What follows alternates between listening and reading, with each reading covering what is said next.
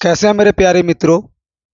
चलिए आज हम बिल्कुल बिहार एसएससी का जो क्वेश्चन बैंक होते हैं ये 2017 का क्वेश्चन बैंक से आपका लिया गया है। जो 29/1/2017 में पूछे गए थे प्रश्न, उसी में से टॉप 50 क्वेश्चन को आपके सामने निकाल करके लाए हैं। ये बिहार एसएससी इंटर लेवल भर्ती 2023-24 परीक्षा के लिए बिल्कुल इंपॉर्टेंट होगा, क्योंकि देखिए क्वेश्चन जो है हम लोग जितने पढ़ते हैं वो सारे तो आगे से पूछे जाते हैं। नया नया करेंट अफेयर साथ साथ बैक वाला क्वेश्चन ही पूछते हैं, और सारे के सारे जो होते हैं क्वेश्चन बैंक से एक क्वेश्चन ज़्यादा रिपीट कर दिया जाता है, क्योंकि ये बार बार क्वेश्चन पूछने से सारे क्वेश्चन अब लाएगा कहाँ से, लाएगा तो इसी में से। तो क्वेश्चन बैंक आप लोग इसीलिए पढ़िए, साथ में आपका बैक वाला भी रिवीजन होते रहे, और ये बिल्कुल आप लोग को ये पता चले कि हाँ किस टाइप के क्वेश्चन इसमें पूछा जाता है। यानी कि आपको क्वेश्चन पूछने के तरीका पता रहेगा कि हाँ ऐसे ऐसे क्वेश्चन पूछा है तो आगे भी ऐसा क्वेश्चन पूछेगा।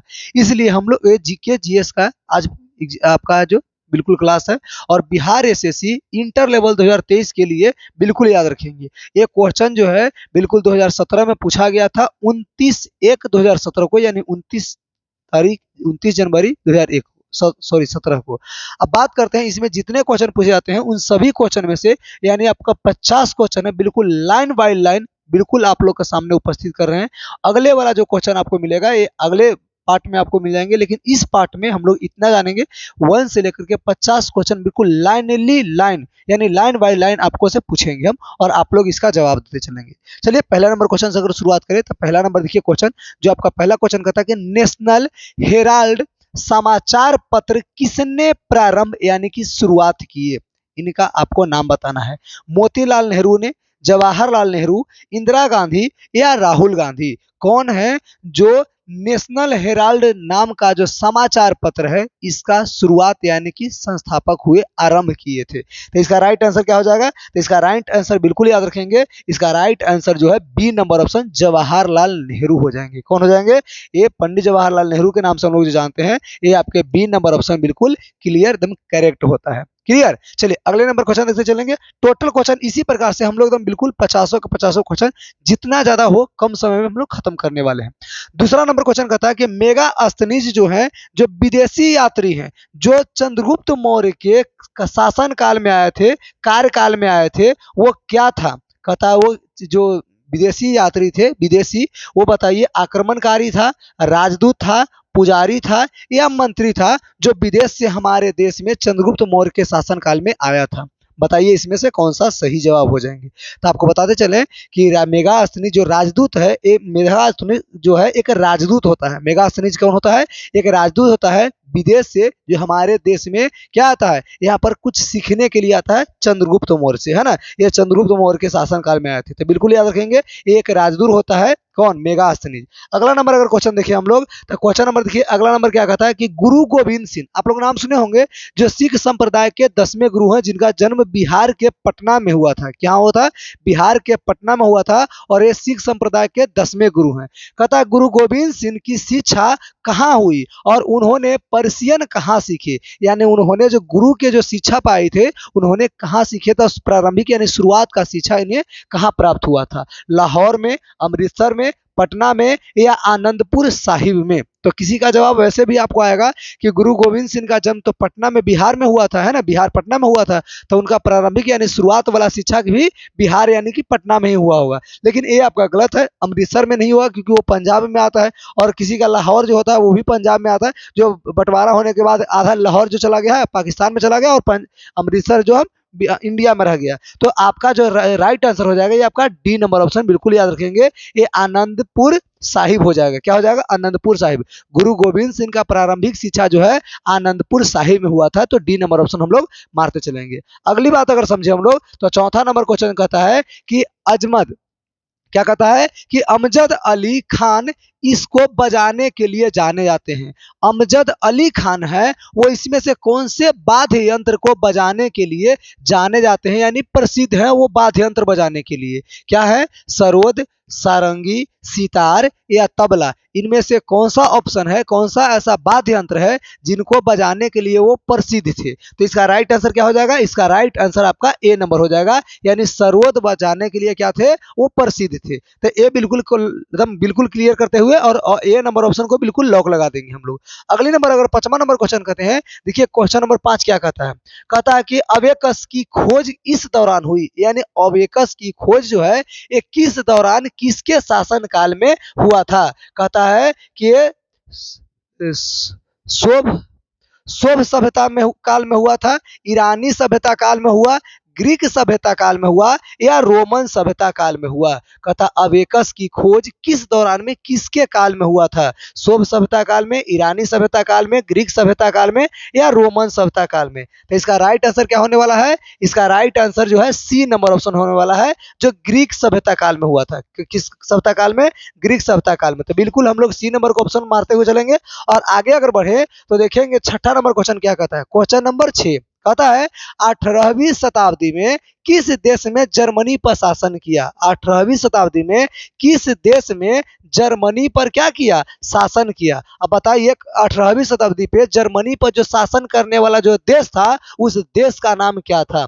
इंग्लैंड, ऑस्ट्रेलिया, फ्रांस या चीन? कौन सा ऐसा देश है जो 18वीं शताब्दी में जर्मनी पर शासन किया यानी राज किया? तो इसका राइट आंसर क्या हो जाएगा? इसका राइट आंसर आपका है जो बी नंबर ऑप्शन है, ऑस्ट्रेलिया हो जाएगा। क्या हो जाएगा? ऑस्ट्रेलिया, यानी बी नंबर ऑप्शन को बिल्कुल लॉक लगाते हुए आगे बढ़ेंगे। अगला अगर देखते हैं हम लोग तो देखते हैं 7वां नंबर क्वेश्चन क्या कहता है कि भारत के दोनों सदन, लोकसभा और राज्यसभा, दोनों में बता रहा है कि भारत के दोनों सदन, लोकसभा और राज्यसभा में कोरम के लिए कुल सदस्यों की संख्या आवश्यक है। बताइए कोरम के लिए कुल संख्या कितना आवश्यक है? 1/20, 1/10, 1/5 या 1/33? तो इसका राइट आंसर क्या होने वाला है? इसका राइट आंसर जो है बी नंबर ऑप्शन होने वाला है, 1/10, यानी कि 10वां भाग है। क्या भाग है? ये 10वां भाग है। तो बी नंबर ऑप्शन को लॉक लगाएंगे। अगला नंबर क्वेश्चन देखते हैं, यानी कि 8 नंबर क्वेश्चन। देखिए कितना बढ़िया क्वेश्चन बड़ी आया है। क्वेश्चन बिल्कुल बहुत अच्छे से हम सुनिएगा पहले। कहता है साप्ताहिक पत्रिका शार्ली एब्दो कहां से प्रकाशित किया जाता है? ये अभी प्रकाशित किया जाता है कहां से? ये किस देश से, यानी किस शहर से, किस देश से प्रकाशित किया जाता है? साप्ताहिक पत्रिका जिसका नाम है शार्ली एब्दो, ये कहां से क्या किया जाता है? प्रकाशित किया जाता है। वो छपाई प्रिंटिंग होकर के और कहां से आता है? लंदन से, पेरिस से, न्यूयॉर्क से या वर्ली से? तो इसका राइट आंसर क्या होने वाला है? राइट आंसर जो है सी नंबर ऑप्शन होने वाला है। क्या होने वाला है? C number option. तो सी नंबर ऑप्शन को बिल्कुल लॉक लगाएंगे और हम लोग आगे बढ़ेंगे। अगला नंबर क्वेश्चन कहता है, यानी 9 नंबर क्वेश्चन, कि H1N1 क्या है? H1N1 जो है ये आखिर है क्या?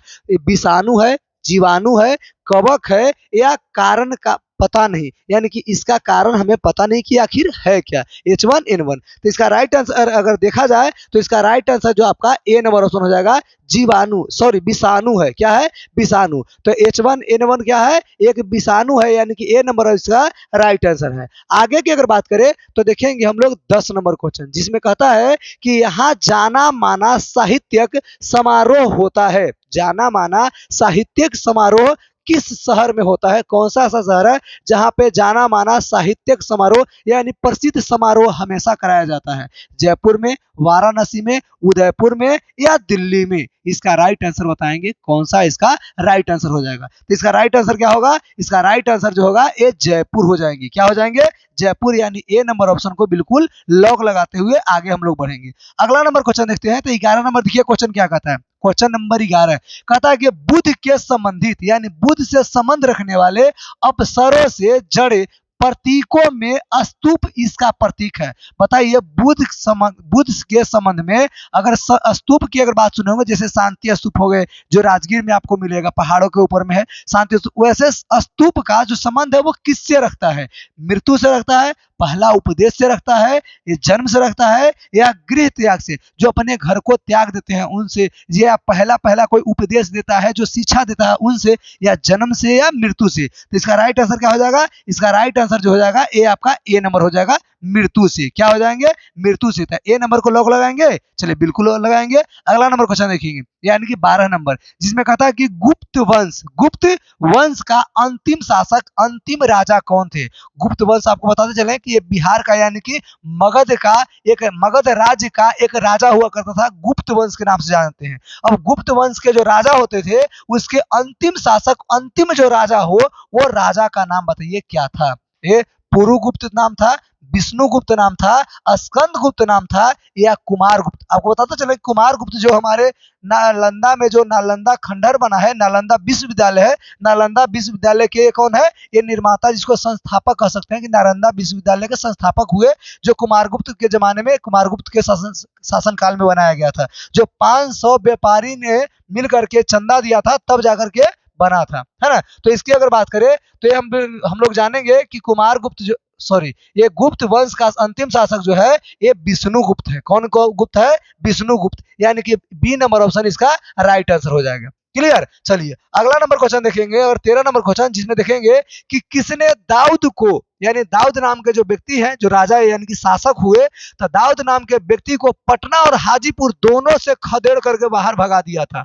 बताइए कौन से ऐसे व्यक्ति है, कौन सा ऐसा राजा है जो दाऊद नाम के राजा को यहाँ से बाहर कर दिया था? हुमायूं ने, बाबर ने, जहांगीर ने, या अकबर ने? तो इसका राइट आंसर क्या हो जाएगा? इसका राइट आंसर अकबर हो जाएंगे। क्या हो जाएंगे? अकबर, यानी डी नंबर ऑप्शन को बिल्कुल लॉक लगाते चलेंगे। आगे अगर हम लोग देखें तो अगला नंबर देखिए, क्वेश्चन क्या कहता है? कहता है कि अकबर के राज दरबार में कितने रत्न थे? रत्न मतलब आप कह सकते हैं कि अकबर के दरबार में कितने मंत्री होते थे, कितने मंत्री थे? तो रत्न यानी कि मंत्री को कहा गया, तो उनके दरबार में कितने मंत्री थे? 7 मंत्री थे, 9 मंत्री थे, 100 मंत्री थे, या 24 मंत्री थे? कितने रत्न थे? तो आपको बताते चले कि अकबर के दरबार में जितने मंत्री थे उन्हें 9 रत्नों के नाम से जाना जाता था, यानी 9 रत्न थे। कितने रत्न थे?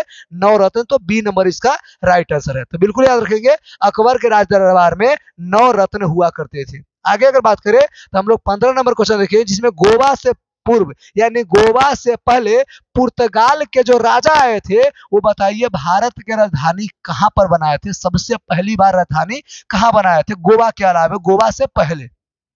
कोचीन में, मद्रास में, मुंबई में, या पटना में? कौन सा ऐसा जगह है जहां पे पुर्तगाली आए थे शासन करने के लिए भारत में, तो गोवा से पहले वहां राजधानी बनाए थे? ये कौन सा जगह है जिसका नाम आप बताएंगे? बिल्कुल पहला नंबर क्या हो जाएगा? यानी कि ए नंबर ऑप्शन कोचीन हो जाएगा। क्या हो जाएगा? कोचीन, यानी कि ए नंबर ऑप्शन को बिल्कुल हम लोग लॉक लगाते हुए आगे बढ़ेंगे। अब अगले नंबर अगर बात करें तो अगला नंबर देखिए क्या कहता है कि 16 यानी बैगनी प्रकाश, बैगनी जो प्रकाश होते हैं उन प्रकाश के ये लेमडा जो है वो परास एनएम में बताइए कितना होता है? यानी इसका मान बताइए परास के, यानी एनएम में, क्या में? एनएम में कितना होता है? 450 से 500, ये 380 से 450, या 500 से 570, या 620 से 780? तो इसका राइट आंसर क्या हो जाएगा? तो बैगनी प्रकाश जो लेमडा में इसकी बराबर अगर बात करें तो इसका जो राइट आंसर हो जाएगा 380 से 450 एनएम में हो जाएगा। क्या हो जाएगा? एनएम में। तो इसको बिल्कुल लॉक लगाएंगे और आगे हम लोग बढ़ेंगे बी नंबर को लॉक लगाते हुए। अब 17 नंबर देखिए क्वेश्चन क्या कहता है, कितना बढ़िया क्वेश्चन आया 17 नंबर, जिसमें कहता है कि एक रोगी के शरीर के अंदर, एक रोगी के शरीर के अंदर जो शरीर का पार्ट जो देखने का काम करता है, बताइए किसके वजह से, किसको हम भेज करके देखते हैं? यानी एक रोगी के शरीर के अंदर देखने के लिए किस चीज का उपयोग हम लोग यूज करते हैं? अवतल लेंस का, उत्तल लेंस का, या प्रकाशीय तंतु का, या प्रिज्म का? अवतल लेंस, उत्तल लेंस जानते होंगे, जो बिल्कुल एक लेंस होता है वो शरीर के अंदर भेज करके और शरीर के पार्ट पुर्जा हम देख सकते हैं, और उसको या अवतल लेंस से या उत्तल लेंस, या एक प्रकाशीय तंतु होता है। प्रकाशीय तंतु मतलब एक तंतु मतलब धागा होता है, तंतु मतलब धागा होता है, बिल्कुल याद रखिएगा।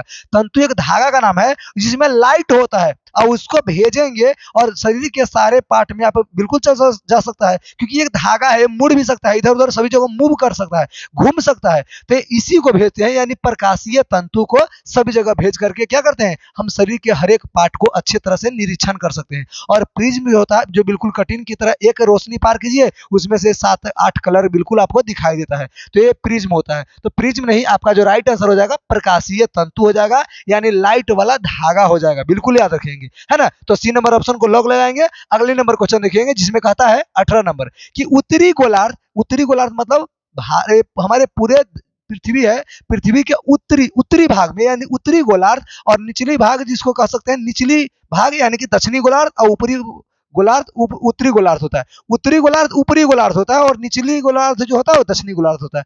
तो ऊपरी गोलार्ध में सबसे लंबा रात की बात करें वो कब होता है, ये बताएंगे 21 जून को, 22 दिसंबर को, 25 दिसंबर को या 10 जनवरी को। कौन सा ऐसा दिन है जिसमें उत्तरी गोलार्ध में सबसे बड़ा रात होता है? तो इसका राइट आंसर आपको बताते चले कि इसका राइट आंसर क्या हो जाएगा, 22 दिसंबर को। क्या हो जाएंगे, 22 दिसंबर को। क्या हो जाएंगे, 22 दिसंबर का इसका राइट आंसर हो जाएगा। क्लियर। आगे की अगर बात करें हम लोग तो अगला नंबर क्वेश्चन देखेंगे जिसमें कहता है 19 नंबर क्वेश्चन कि दो बिंदुओं के आवेश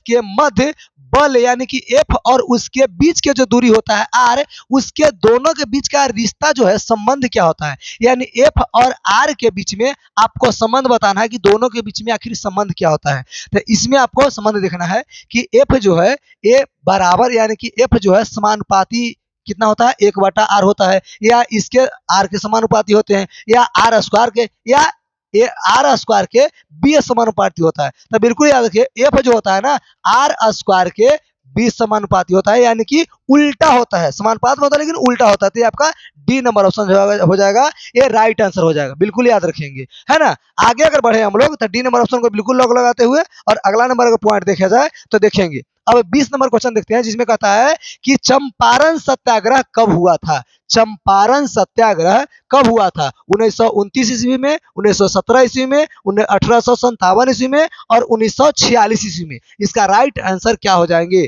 चंपारण सत्याग्रह के? तो चंपारण सत्याग्रह का राइट आंसर जो है ये शुरुआत हुआ था कब? 1917 ईस्वी से। चंपारण सत्याग्रह कब से शुरुआत हुआ? 1917 ईस्वी में शुरुआत किया गया था। तो इसका राइट आंसर आपका क्या हो जाएगा? B number option. आगे अगर हम लोग देखें तो देखेंगे 21 नंबर क्वेश्चन जो क्या कहता है कि उत्तर प्रदेश का राजकीय पुष्प क्या है? उत्तर प्रदेश का राजकीय पुष्प क्या है? कमल है, पलाश है, गेंदा है या गुलाब है? तो इसका राइट आंसर क्या हो जाएगा? बी नंबर ऑप्शन पलाश। क्या हो जाएंगे? पलाश जो है ये उत्तर प्रदेश का राजकीय पुष्प यानी कि फूल है, राजकीय फूल उत्तर प्रदेश का, है ना। तो बी नंबर ऑप्शन को लॉक लगाते हुए अगला नंबर क्वेश्चन देखेंगे यानी 22 नंबर क्वेश्चन कहता है कि जो 583 का संबंध जो है 293 से है वही संबंध 488 का है वो इसके साथ यानी कि इन सभी में किसी एक के साथ है। अब बताइए दोनों के बीच का संबंध अगर बात करें तो दोनों के बीच के संबंध की बात करें तो लगभग घटाव में साथ आएगा, यानी 583 के ये 200 हम 93 के साथ में अगर घटा करके देखें तो बिल्कुल लगता है कि आपका कितना हो जाएगा, चलिए 229 के, यानी कि दोनों के बीच का अंतर इतना है तो इसके बीच के अंतर भी देख ले, चाहे तो इसको में जोड़ देंगे या तो इसको में घटा देंगे। तो 488 लिखा हुआ, इसमें अगर 290 अगर घटा दिया जाए तो लगभग ये आपका कितना आ जाएगा? ये आपका 198 आता है। 198 इसमें है, बिल्कुल है। अगर मिल गया तो बिल्कुल आपका यही वाला जो हो गया बिल्कुल सही होगा, करेक्ट हो गया, है ना। तो बिल्कुल याद रखेंगे बी नंबर ऑप्शन इसका राइट हो जाएगा। अगली अगर बात देखिए हम लोग तो 23 नंबर क्वेश्चन जिसमें भारत में प्रथम उन्नी कपड़ों की मिल कहाँ खोली गई थी? यानी ये देखेंगे भारत में सबसे पहला उन्नी कपड़े, है ना, उन्नी कपड़ा, सूती कपड़ा की बात नहीं कीजिए, सूती कपड़ा की बात करें तो सूती कपड़ा मुंबई में खोला गया था, है ना, लेकिन उन्नी कपड़े की बात कर रहा है तो भारत में सबसे पहले उन्नी कपड़ा का मिल कहाँ खोली गई थी? पानीपत में, लुधियाना में, कानपुर में या आगरा में? तो इसका राइट आंसर क्या हो जाएगा? सी नंबर ऑप्शन, कानपुर में खोली गई थी। कहां खोली गई थी? कानपुर में। क्लियर। चलिए अगला नंबर क्वेश्चन देखेंगे तो देखेंगे हम लोग 24 नंबर क्वेश्चन, और ये देखिए क्या कहता है, कहता प्रकृति के रेशम की कितनी मुख्य किस्में हैं? प्राकृतिक रेशम के, प्राकृतिक जो मानव द्वारा नहीं, प्राकृतिक द्वारा जो आप कह सकते हैं कि रेशम की कीटाणुओं से तैयार होता है या पेड़ पौधों के जो अथी होते हैं, रुई होते हैं, उनसे जाकर के रेशम तैयार किया जाता है। तो प्राकृतिक जो रेशम होते हैं उसके कितने किस्म पाए जाते हैं? ये कितने प्रकार के होते हैं? 2 प्रकार के, 4 प्रकार के, 6 प्रकार के या 8 प्रकार के? तो इसका राइट आंसर क्या होने वाला है? ये 4 प्रकार के, यानी बी नंबर ऑप्शन इसका सही जवाब हो जाएगा, है ना। तो बिल्कुल बी नंबर ऑप्शन को बिल्कुल लॉक लगाएंगे और आगे हम लोग बढ़ेंगे। प्रकृति की रेशम कितने प्रकार के होते हैं? 4 प्रकार के। अगला नंबर जो क्वेश्चन है ये तो बिल्कुल धमाल मचाने वाला क्वेश्चन है और ये आप लोग को बिल्कुल याद होगा, जलियांवाला बाग हत्याकांड की बात कर रहा है। जो जलियांवाला बाग हत्याकांड कहाँ हुआ था? अब कहाँ हुआ था इसका जवाब आपको देना है, लुधियाना में, रोहतक में या अमृतसर में या दिल्ली में। आपको पता होना चाहिए कि जलियांवाला बाग हत्याकांड कब हुआ था, तो ये बिल्कुल आप लोग याद होगा, कब हुआ था? 13 ईस्वी है ना, 13 अप्रैल 1919 ईस्वी, 13 अप्रैल 1919 ईस्वी में इसका क्या हुआ था, इसका हत्याकांड ये इल्जाम लगाया था, यानी कि इतना दिन को हुआ था, इतना तारीख को, इतना डेट को। अब ये कहाँ हुआ था, ये दिल्ली, ये अमृतसर, पंजाब के अमृतसर में हुआ था। कहाँ हुआ था, पंजाब के अमृतसर में, यानी सी नंबर ऑप्शन को बिल्कुल लॉक लगाएंगे, सी नंबर ऑप्शन इसका सही हो गया। अगली बात करता है कि तमिलनाडु में पाई जाने वाली मुख्य जनजाति का बात बताइए कि तमिलनाडु में कौन से मुख्य जनजाति पाई जाती है। कहता है कि इरुलस, चांग या गारो, गारोस या खोंड, इसमें से कौन सा ऑप्शन बिल्कुल सही है। कौन, तमिलनाडु में पाई जाने वाले मुख्य जनजाति के बारे में। तो इसका राइट आंसर क्या हो जाएगा, ए नंबर ऑप्शन। कहता है ई रूल्स, क्या हो जाएंगे, ई रूल्स, है ना। तो ए नंबर ऑप्शन को बिल्कुल लॉक लगाते चलेंगे और आगे हम लोग बढ़ेंगे। अब अगला नंबर देखिए, क्वेश्चन क्या कहता है, कहता है कि जारवा जनजाति कहाँ पाई जाती है। जारवा नाम का एक जनजाति का प्रकार है। अब बताइए ये जनजाति कौन से राज्य में पाई जाती है, बिहार में, उड़ीसा में, नागालैंड में या अंडमान में। अंडमान आपको बताते चलें कि ये एक द्वीप समूह है, यानी आप ये कह सकते हैं कि अंडमान निकोबार द्वीप समूह, यानी भारत के, ये कोई राज्य नहीं है, ये भारत के कौन है, केंद्र शासित प्रदेश के नाम जाना जाता है। तो एक द्वीप समूह, एक टापू की तरह है अंडमान। तो इसके बारे में बताएंगे जारवा जनजाति कहाँ पाई जाती है। तो आपको राइट आंसर जो होगा ये डी नंबर ऑप्शन, ये अंडमान में होता है। कहाँ पाए जाते हैं, अंडमान में जारवा नाम के जनजाति जो है। तो डी नंबर ऑप्शन होगा जो राइट आंसर होगा। अगली बात करें तो ये हम लोग देखेंगे 28 नंबर क्वेश्चन की, भारत के सर्वप्रथम वन्य जीव संरक्षण परियोजना। वन्य जीव यानी कि जानवरों को बचाने के लिए, पेड़ पौधों को बचाने के लिए एक आरक्षण का योजना बनाया गया। उस परियोजना का नाम बताइए कौन सा रखा गया, यानी कि गिर रखा गया, टाइगर रखा गया, राइनो रखा गया या हानगुल रखा गया। कौन सा ऑप्शन इसका राइट हो जाएंगे, कौन, भारत की सर्वप्रथम वन्य संरक्षण परियोजना के नाम से। तो इसका राइट आंसर क्या हो जाएगा, बी नंबर ऑप्शन क्या होगा, टाइगर जनजाति, है ना, टाइगर वन्य जीव संरक्षण परियोजना के नाम से जानेंगे। अगली अगर बात करें हम लोग तो 29 नंबर क्वेश्चन, जो नीति आयोग आरंभ हुआ था, ये बताइए कब आरंभ हुआ था, कब शुरुआत हुआ था नीति आयोग। जनवरी 2015 ईस्वी में, ये जून 2015 ईस्वी में, जनवरी 2016 ईस्वी में या अगस्त 2015 ईस्वी में। तो इसका राइट आंसर क्या होगा, जनवरी 2015 ईस्वी, यानी ए नंबर ऑप्शन इसका राइट आंसर होगा। नीति आयोग कब शुरुआत हुआ था, जनवरी 2015 ईस्वी में, ए नंबर ऑप्शन बिल्कुल क्लियर है। अगली बात अगर देखा जाए तो 30 नंबर क्वेश्चन देखिए, जिसमें कहता है कि सॉरी, कहता है कि पवनार आश्रम के संस्थापक बताइए।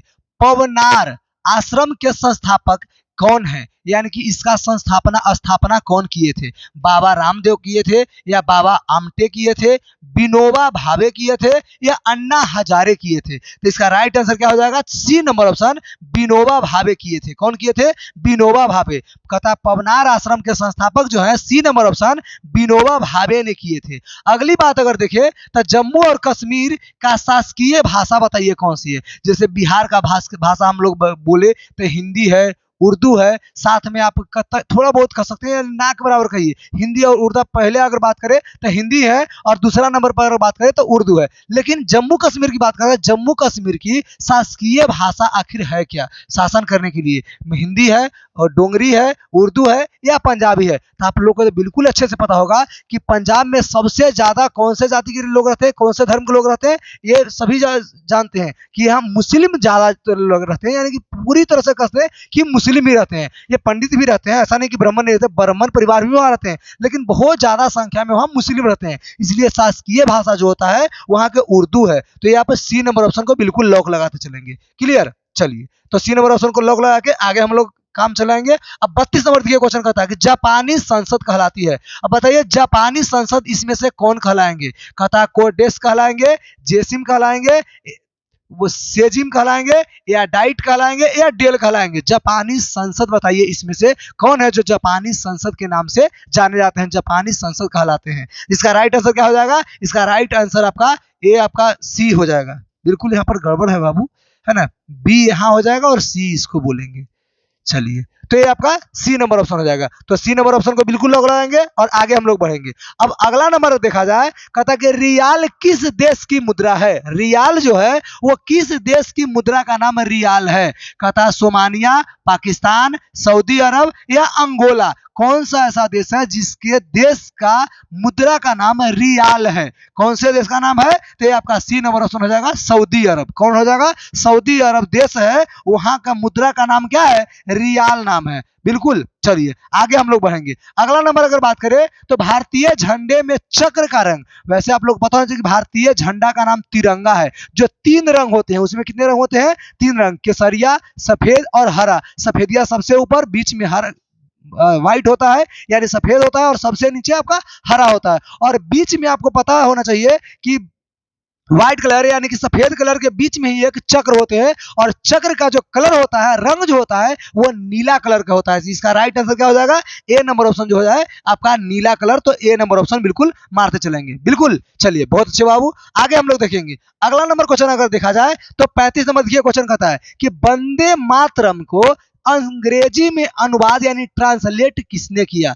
वंदे मातरम को अंग्रेजी में अनुवाद यानी ट्रांसलेट किसने किए थे? बंकिम चंद्र चटर्जी, या रविंद्रनाथ टैगोर, या अरविंदो घोष, या सत्यजीत रे? तो इसका राइट आंसर अगर बताएं हम तो इसका राइट आंसर क्या हो जाएंगे? ये सी नंबर ऑप्शन हो जाएगा, अरविंदो घोष। अब किसी के दिमाग में आएगा कि वंदे मातरम के जो लेखक है वो तो बंकिम चंद्र चटर्जी हैं। बिल्कुल सही है। वंदे मातरम के जो लेखक हैं वो वंदे मातरम के लेखक कौन है? बंकिम चंद्र चटर्जी हैं। ये सही बात है, लेकिन इसको अंग्रेजी में अनुवाद जो ट्रांसलेट किए थे उनका नाम है क्या? अंग्रेजी में जो ट्रांसलेट किए थे, अंग्रेजी ट्रांसलेट किए थे, जिसका नाम है अरविंदो घोष। क्या नाम है? अरविंदो घोष नाम है, याद रखिएगा। चलिए, और इसको अगर बारे में बताएं तो वंदे मातरम को भारत के संविधान में जब लागू किया गया था तब 24 जनवरी को लागू किया गया था। 24 जनवरी 1950 ईस्वी को, 1950 ईस्वी को। ये बात बिल्कुल याद रखिएगा। और सबसे पहले अगर बात करें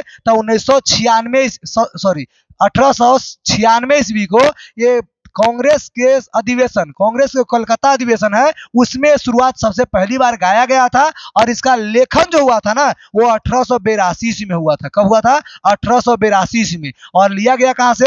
ये आनंद नाम का जो एक पुस्तक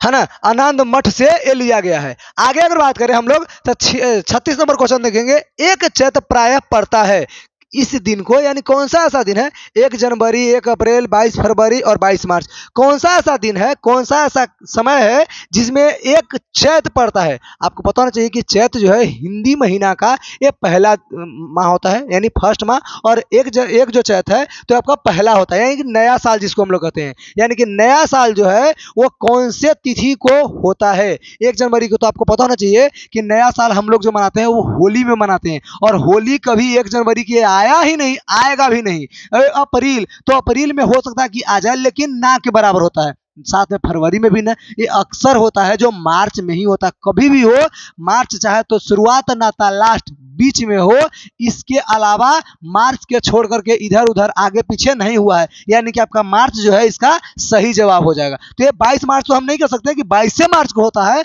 लेकिन बिल्कुल इतना याद रखिए कि मार्च में ही होगा। क्या? आपका एक चैत जो होता है ना। तो एक चैत की बात बिल्कुल याद रखेंगे कि 22 मार्च के होगा, यानी कि मार्च में ही होगा। तो डी नंबर ऑप्शन इसका राइट आंसर है। अगली अगर बात करें 37 नंबर क्वेश्चन, जिसमें कहता है सत्यमेव जयते लिया गया है। अब बताइए सत्यमेव जो जयते हैं ये पंक्ति, ये लाइन कहां से लिया गया है? गीता से लिया गया है, मुंडक उपनिषद से लिया गया है, रामायण से लिए गए हैं, या मनु स्मृति से लिए गए हैं? कहां से लिए गए हैं? इसका राइट आंसर आपको बताते चले कि ना गीता से, ना रामायण से, ना मनु स्मृति से। इसका राइट आंसर क्या हो जाएगा? ये मुंडक उपनिषद से लिया गया। सत्यमेव जयते जो है वो कहां से लिया गया? मुंडक उपनिषद, यानी कि बी नंबर ऑप्शन बिल्कुल आपका राइट आंसर है। अगला नंबर 38 नंबर क्वेश्चन देखिए क्या कहता है। क्वेश्चन नंबर 38 जिसमें कहता है कि मार्च 2016 में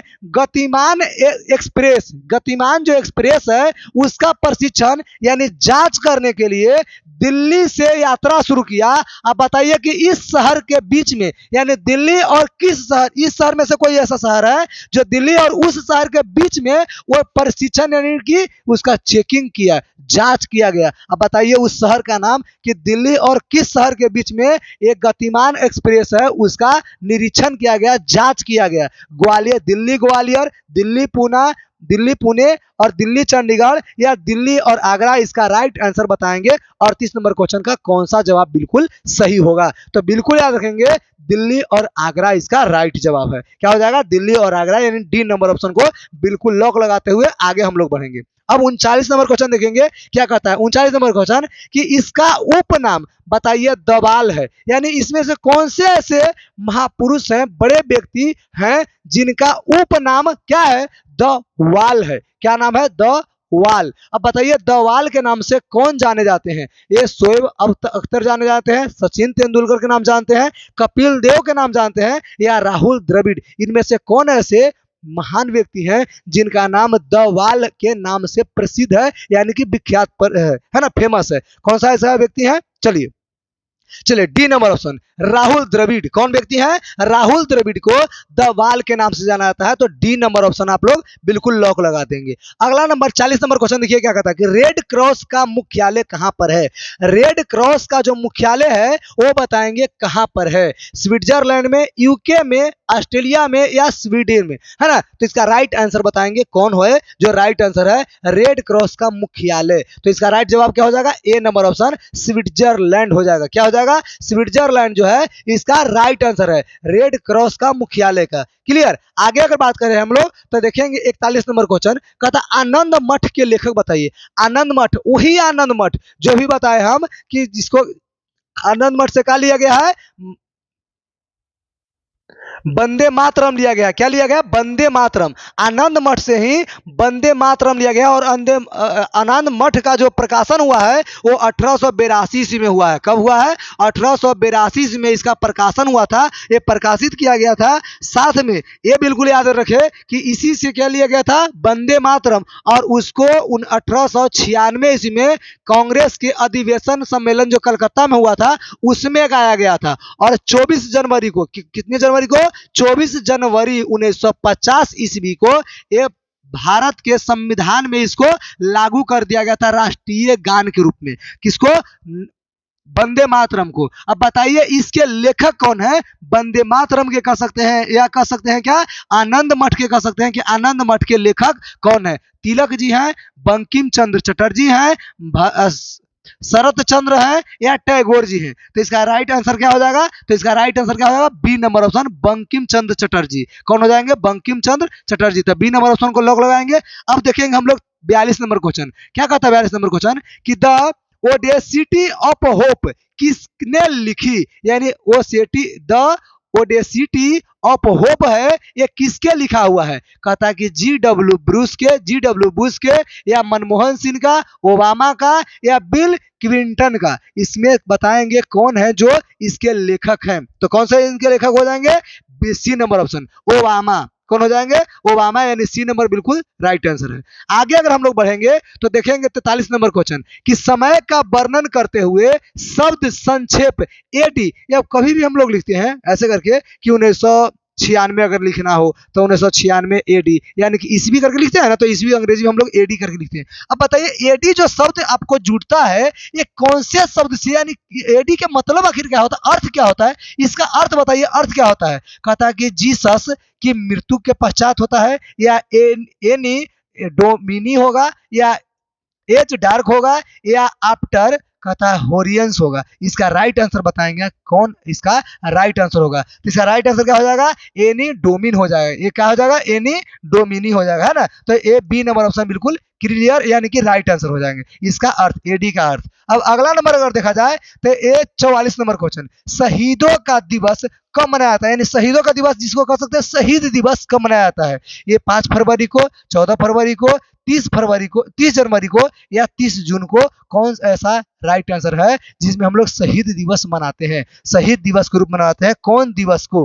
तो इसका राइट जवाब क्या हो जाएगा? 30 जनवरी को हम लोग शहीद दिवस के रूप में मनाते हैं। तो सी नंबर ऑप्शन को बिल्कुल लॉक लगाएंगे। अगला नंबर क्वेश्चन देखेंगे 45 नंबर क्वेश्चन, जिसमें कहता है कि अपने मोबाइल फोन के ना पहुंच पाने, जब कोई मोबाइल ऑर्डर किया और वो मोबाइल फोन ना पहुंच पाया और ना पहुंच पाने के कारण उसके अंदर डर बन जाता है, एक डर सा छा जाता है। अब उस डर का नाम बताइए, उस डर का क्या नाम है? कहता कि नोमोफोबिया या मोनोफोबिया या सीनोफोबिया या यूफोफोबिया, है ना? यूफोबिया, इसमें से कौन सा इसका राइट आंसर है कि अपने मोबाइल फोन ना पहुंच पाने का डर कहलाता है? कौन है जो इसका डर कहलाता है? तो इसका राइट आंसर क्या हो जाएगा, यानी 45 नंबर क्वेश्चन का। तो इसका ए नंबर ऑप्शन जो है बिल्कुल राइट आंसर हो जाएगा नोमोफोबिया। क्या हो जाएगा, नोमोफोबिया इसका राइट आंसर। तो ए नंबर ऑप्शन को बिल्कुल लॉक लगाएंगे। अगला नंबर जो क्वेश्चन है 46 नंबर क्वेश्चन, देखिए क्या कहता है कि सत्यजीत रे